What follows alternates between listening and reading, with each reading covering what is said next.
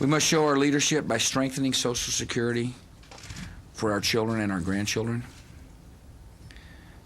This is more than a problem to be solved. It is an opportunity to help millions of our fellow citizens find security and independence that comes from owning something, from ownership. Those comments by President Bush are among the things the market is focusing on today and his business agenda. For more on that and the markets at large, Brian Belsky, market strategist at Piper Jaffray and Company, Bob Pisani at the New York Stock Exchange, Leslie LaRoche at NASDAQ. Welcome to all of you. Brian, is the president's pro-business agenda, and specifically his remarks on Social Security, one of the things propping up stocks? Very much so, Tyler. It really provides an extra level of support for buying equities and actually being engaged in equities over the long haul. And this has been a year really of uncertainty. Now that we know that we have a president and that has been decided, I think the equity markets are applauding that. And this news in particular really, once again, just adds support to buying and owning equities. Bob Pisani, we haven't seen a day like this for the Dow in a long time. Yeah, there's several things going on.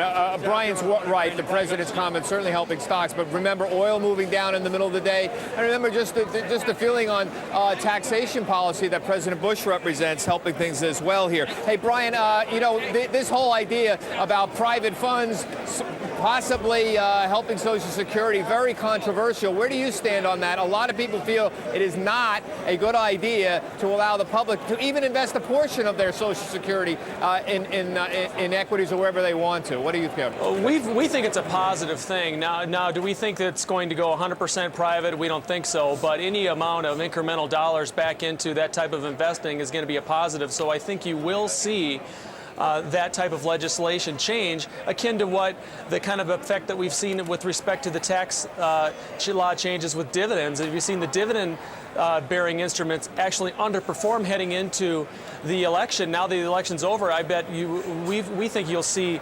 dividend-paying stocks actually do very well again. Quickly to Leslie LaRoche, a question from you, Les. Yeah, actually, I read Brian Belsky's fund flow information all the time, and he had been talking about how there have been 36 or almost 40 weeks of outflows out of tech funds. Do you see a big reversal in that coming up right now? Yes, Leslie, it's a great question. We get the numbers tonight, and actually you've seen a tremendous trend reversal over the last several weeks in terms of tech outflows slowing. We think that that's going to turn positive in the fourth quarter. All right, Brian Belsky of Piper Jaffray. Thank you, Bob, and Leslie, thanks to you as well. That is Congressman Vito Fossella of New York's 13th Congressional District getting ready to ring the bell. Why, Mr. Fossella? Well, look no further than this. He is a member and an influential one of the House Committee on Financial Services. That's the first hour of this exciting last hour of the trading day. The closing bell continues now with Maria Bartiromo. I'll see you back here tomorrow.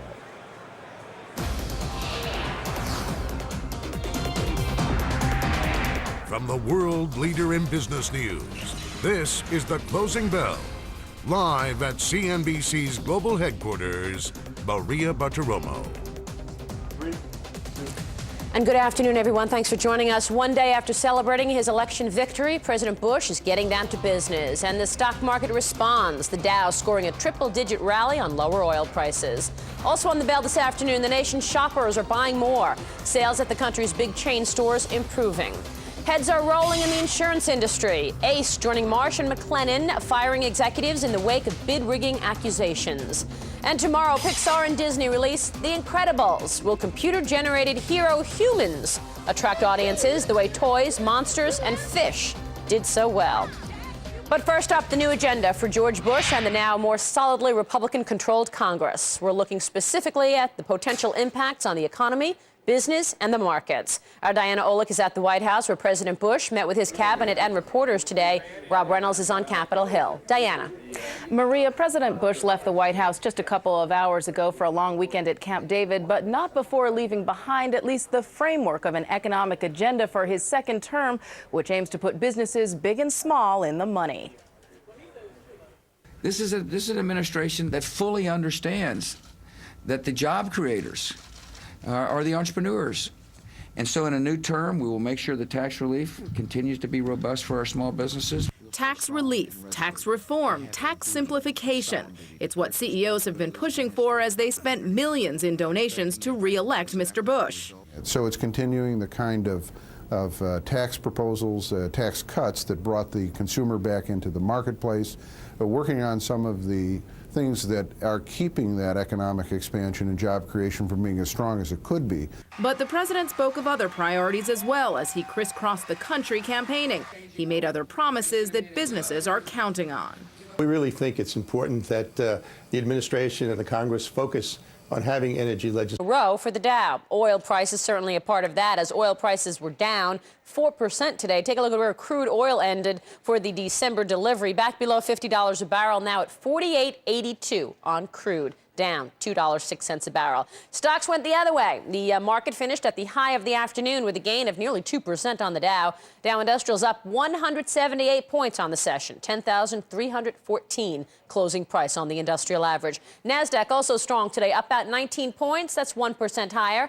Firmly above 2,000 for the NASDAQ at 2,023. S&P 500 finishing also at the high of the afternoon with a gain of 18.5 points. That is 1 2/3% higher to 1161. Now our market minute reporters for the complete wrap-up of today's action in just 2 minutes. Leslie LaRoche is at NASDAQ, but first Bob Pisani at the big board. Bob. Maria, the S&P not only ended at a high for the day, it ended at a high for the year. High for the year 2004, 1161. That beat the old high of 1157. And believe me, that was an important technical level because the S&P and the Dow have been in downtrends throughout the entire year. We have now broken that downtrend level. That certainly is very bullish. So let's take a look at the markets today here. New highs for 2004 in the S&P 500. That's my key point here today. What moved the markets forward? We had a bunch of catalysts. You heard from Maria. Oil at 6-week lows. That clearly was a factor. But remember, President Bush spoke at the same time oil was dropping. Those two factors really were powerful movers in the market. The Bush stance on tax, trade, and regulatory policy, very, very important at this point. Remember, terrorism, a lot of talk about the fact that we've now gone through a whole series of high-profile events in the summer and the fall without any terrorist incidents. And finally, is this the fourth quarter rally so many people are desperately wanting? We don't know, but clearly this is giving some people hope that we're going to move forward in the next couple of weeks here. Overall here, the market internals have been very positive today. We've had a broad advance, heavy volume, 3 stocks advancing for every 1 stock declining, and a lot of new highs as well today. That's very important for the markets overall. What about tomorrow?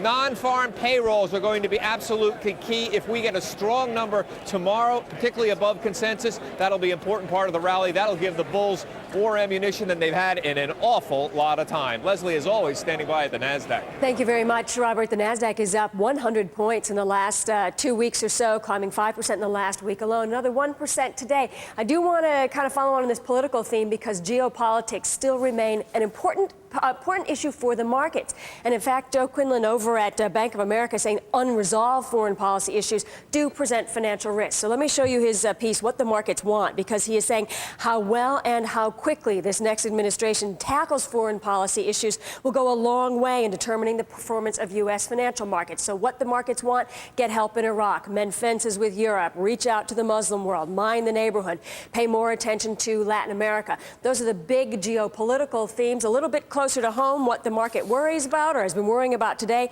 multiple warnings in the specialty retailers, the likes of Sharper Image, Gymboree, Elizabeth Arden. Hot topic today. That's gadgets, lipsticks, jeans, and kids wear. So all of those warned. And also the semiconductor market looks like it may be slowing or expected to slow in 2005. The SIA sees flat sales for next year compared after 3 years of very robust growth. So there are a lot of home domestic issues and a lot of foreign issues that are also hanging over the market as it does continue to rally. Maria, the NASDAQ is up 1% today, and that's your Market Minute. Thank you, Leslie and Bob, for all of the up-to-the-minute market dispatches.